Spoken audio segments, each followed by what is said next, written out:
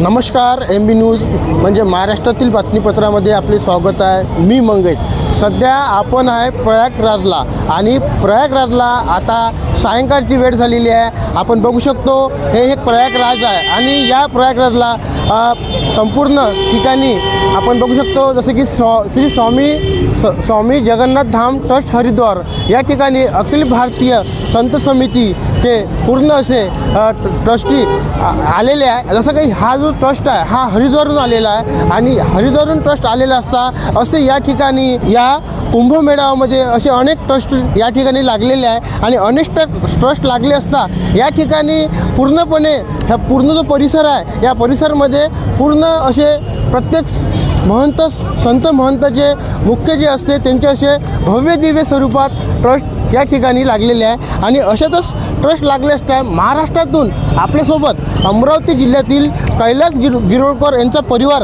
आज आपल्या सोबत आहे आणि कैलास गिरोळकर परिवार यांच्या सोबत असताना आपण त्यांच्यासोबत याच त्या ट्रस्टीमध्ये ते आले होते। तर आज आपण बातचीत करूया। प्रथम तुमचं MB न्यूज महाराष्ट्रातील बातमीपत्रामध्ये स्वागत आहे। आज तुम्ही प्रयागराज इथे आले आहे आणि नेमकं स्वामी जगन्नाथ धाम ट्रस्टमध्ये पोचलेले आहे।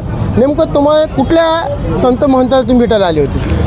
मी एक असं नाही वाटलं होतं की जो हा कुंभ आहे या कुंभामध्ये इतकं सुंदर नियोजन महाराष्ट्राच्या सरकारने म्हणजे UP गव्हर्नमेंटनी केलेलं आहे। तसंच या महाराष्ट्रातील काही संत ज्यांची इथं ट्रस्टची जागा घेऊन ती आपली इथं एक टेंट मध्ये आपल्या महाराष्ट्रातल्या लोकांना रहिवासी राहण्याकरता ती जागा अवेलेबल करून देतात। तसे माझे परिचित ट्रस्टी संत जनार्दन स्वामी महाराज फैजपूर यांच्या ट्रस्टमध्ये यांच्या सानिध्यामध्ये आम्ही इथे 2 दिवस झाले आहे। महाराष्ट्रातले आहे का महाराष्ट्राच्या बाहेरचे आहे? महाराष्ट्रातली ट्रस्ट आहे ही। जे जनार्दन स्वामी आहे ते महाराष्ट्रातल्या फैजपूर या ठिकाणचे ते पीठाधीश आहे स्वामी जळगाव जिल्ह्यामध्ये। त्यांचं ते ट्रस्ट त्यांच्यामार्फत आम्ही इथं राहिला आहे आणि खूप सुंदर व्यवस्था जेणेकरून महाराष्ट्राला इतकं सुंदर नियोजन इतकी सुंदर प्रयागराजमध्ये हा कुंभ आहे। 144 वर्षानंतर हा कुंभ येतो आहे। आता आम्ही आमची दुसरी पिढी तिसरी पिढी पण पाहिल याचाही काही हे नाही आहे, पण आम्ही या कुंभामध्ये येऊन खूप प्रसन्न झालो आणि प्रत्येक गोष्टीचा प्रत्येक इथल्या साधू संतांचा आशीर्वाद घेत आहे। इथल्या प्रत्येक संतांना आम्हाला भेटायला जायला मिळत आहे आणि काही गर्दी नाही, सुटसुटीत वातावरण आहे। जे कुंभाचं एक भेव दाखवला जातो की कुंभामध्ये गेल्यावर कोणी हरपेल का, कोणाला जागा मिळेल की नाही, कोणाला जेवायला मिळेल की नाही, कोणाला झोपायला मिळेल की नाही। इथे कुठल्याही ट्रस्टमध्ये तुम्ही या, कुठल्याही ट्रस्टमध्ये तुम्ही त्या स्वामीजींना भेटा आणि आपली जागा अवेलेबल करून घ्या। त्याप्रमाणे तुम्हाला इथं जागा अवेलेबल होईल आणि खूप सुंदर प्रत्येकाने यावं आणि या कुंभमेळ्याचा एक जो प्रभाव आहे जो मानवी जीवनामध्ये आल्यानंतर एक कुंभ केलं पाहिजे आणि हे पूर्ण कुंभ आपल्या जीवनात यापुढे आपण ते नाही पाहू किंवा आपली दुसरी पिढी पण पाहणार नाही, तरी आपल्या सर्व महाराष्ट्रातील जनतेला, अमरावती माझ्या जिल्ह्यातील जनतेला, अमरावतीकरांना निवेदन करतो की आपण अवश्य या कुंभमेळ्यामध्ये 1 दिवस तरी यावं आणि इथले दर्शन आणि गंगाजीचं स्नान करावं आणि त्रिवेणी संगमावर येऊन स्नान करावं ही विनंती आहे। आणि MB न्यूजनी आज इतक्या मोठ्या कुंभामध्ये हे यांनी मला पकडलं। हे माझं जे सांगायचं तात्पर्य एक होतं तुम्हाला की इथे ना मी तुम्हाला पहिलेच म्हटलं की इथे कोणी हरपत नाही, यांनी मला पकडलं। यांनी MB न्यूजनी मला काही कॉन्टॅक्ट नाही।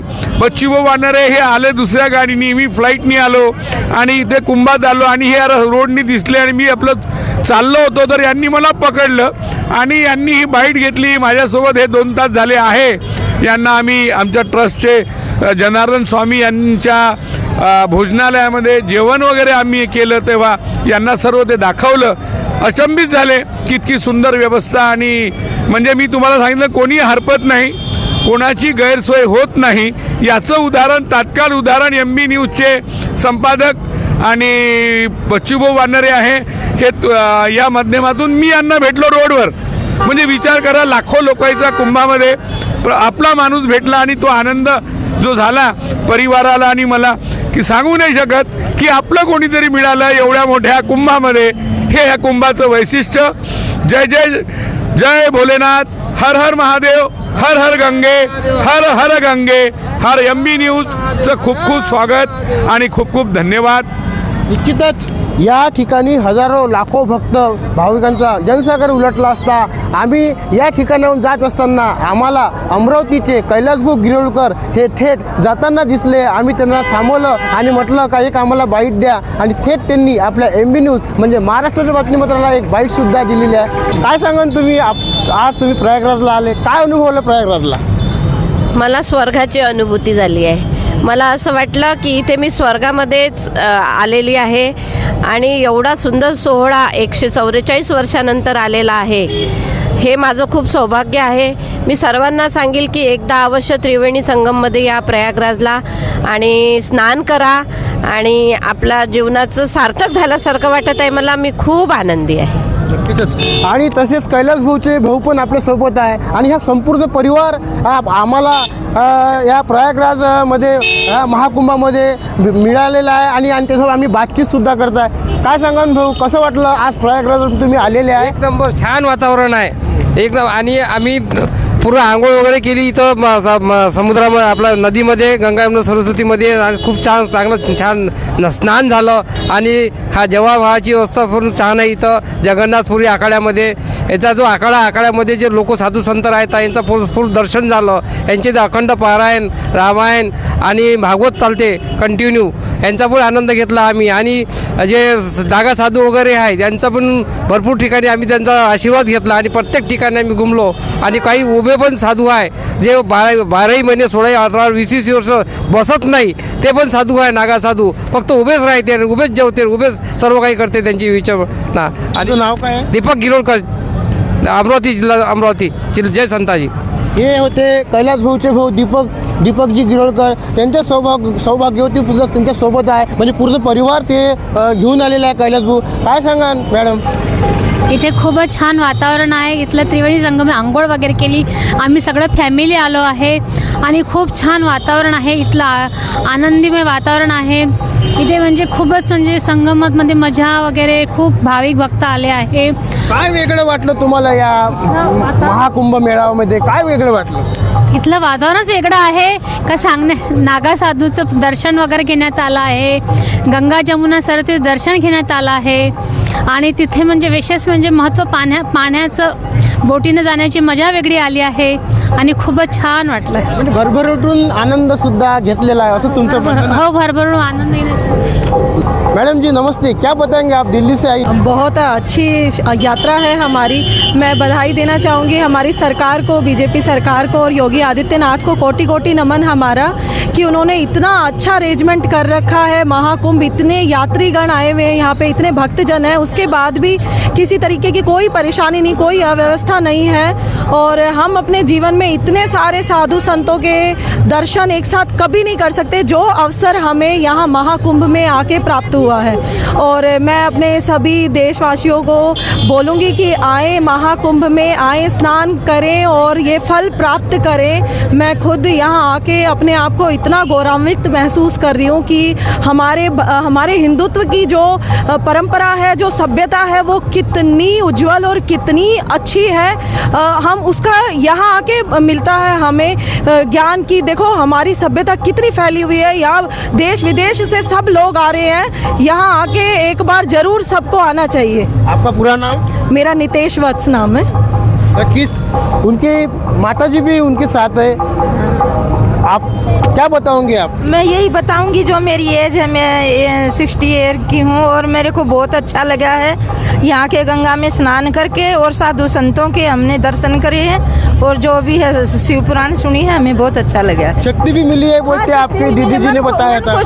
मन को शांति मिली है और हम बार बार आए गंगा मैया को यही कह के जाए हम अपने सनातन धर्म से जुड़े रहे हमेशा और आगे बढ़ते रहे। और मोदी जी को बार बार प्रणाम करते हैं, कोटि कोटि प्रणाम करते हैं। बहुत ही अच्छी व्यवस्था है, बहुत अच्छा लगा, मन को शांति मिली। यहाँ के साधु संतों से हमने आशीर्वाद लिया है, बहुत अच्छा लगा।